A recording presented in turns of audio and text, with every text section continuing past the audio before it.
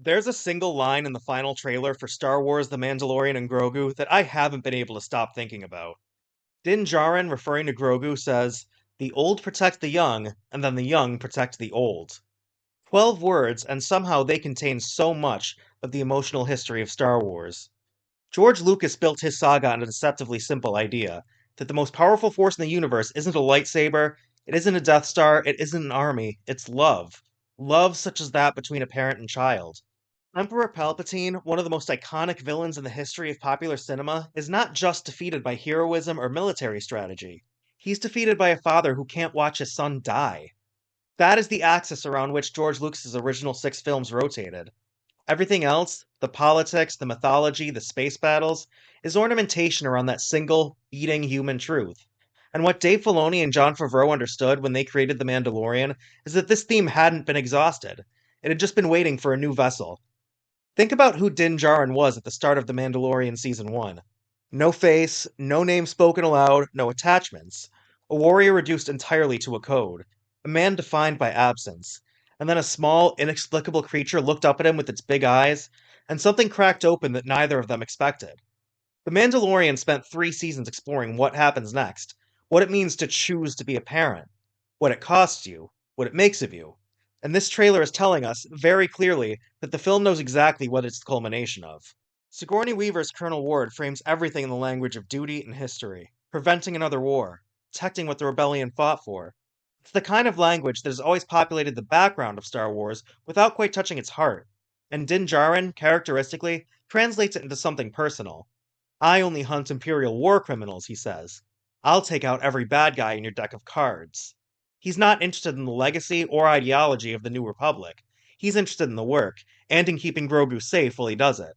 This tension between the sweep of galactic history and the love between a parent and child is precisely the tension that has always made Star Wars matter. The rebellion isn't an abstraction, it's made up of people who love something enough to fight for it. Luke Skywalker didn't destroy the Death Star just to end an authoritarian regime, he also did it because his friends were in danger. But here's the moment in this trailer that I think matters most. Colonel Ward asks Din what happens when you're not there to protect him, and on the surface, that's a tactical question. But in reality, it's the oldest parental fear in the world. Every parent who has ever watched their child take their first steps into something dangerous has asked that exact question. And the trailer doesn't answer it directly. It doesn't need to.